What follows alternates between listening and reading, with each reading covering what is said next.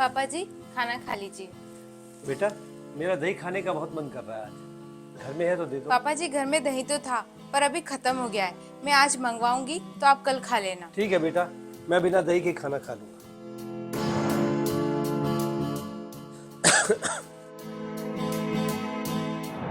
कैसे हो पापा आप? तबीयत ठीक है?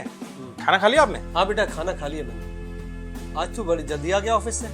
ऑफिस में सब ठीक तो है ना? हाँ पापा, ऑफिस में सब कुछ अच्छा है। एक्चुअली अपनी बिल्डिंग के पास में एक क्लाइंट है, उनके साथ में मेरी मीटिंग थी, तो मैंने नेहा को फोन लगा के बोल दिया था कि मैं लंच आज घर में ही करूँगा। हाँ ये अच्छा किया तूने बेटा। अब मैं आराम कर लेता हूँ, तू अपना खाना खा ले। ठीक है पापा, आप आराम कर लो। नेहा तुम खाना लगा दो, मेरी भी न्यू क्लाइंट के साथ में मीटिंग है, मुझे जल्दी जाना है। ठीक है, मैं जल्दी से खाना लाती हूँ। ये लो खाना।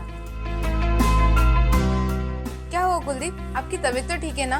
आपको दही नहीं खाना है क्या? नहीं मुझे नहीं खाना, एक्चुअली गले में थोड़ा सा मुझे खराश जैसी लगी। अच्छा कोई बात नहीं, आप अच्छे से खाना खा लो, उसके बाद मैं आपको अदरक की चाय बना दूंगी तो आपके गले को आराम मिल जाएगा। ओके ठीक है।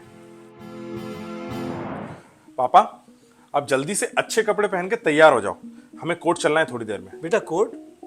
वहां मेरा क्या काम है कोर्ट? पापा वो चारू आंटी है ना, जिनकी बहुत साल पहले हस्बैंड की डेथ हो गई थी, एक्चुअली मैंने उनसे आपकी शादी के लिए बात कर ली है और वो शादी के लिए राजी भी हो गई है।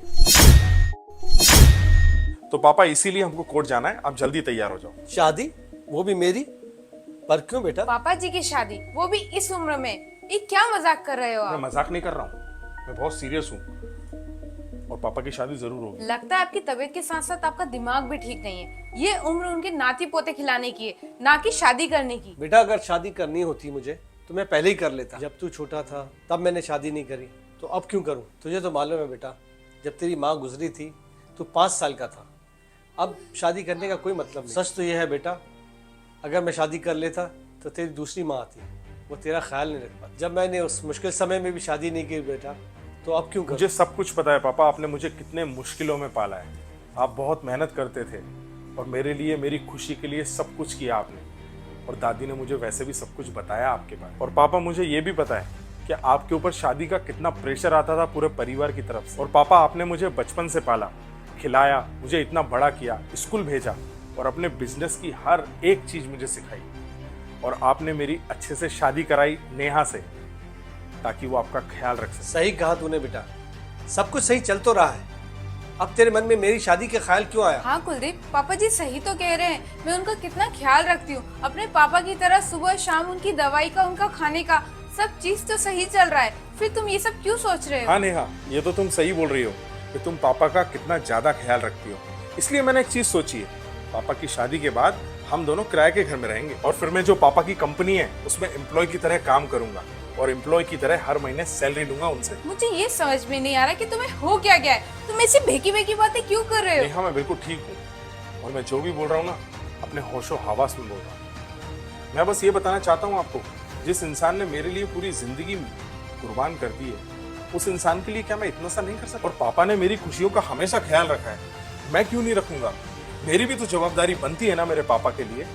और वैसे भी पापा ने मेरा इतना ख्याल रखा है ना, वो मैं इस जिंदगी में क्या 7 जन्मों में भी उनका ये कर्ज नहीं उतार पाऊंगा। मुझे पता नहीं कि पापा का मैं इस जन्म में अच्छा बेटा बन पाऊंगा या नहीं, लेकिन हाँ उनके लिए मैं इतना तो कर सकता हूँ कि एक कटोरी दही का इंतजाम तो मैं कर ही सकता हूँ। बेटा मेरा दही खाने का बहुत मन कर रहा है आज। घर में है तो दे दो। पापा जी घर में दही तो था पर अभी खत्म हो गया है।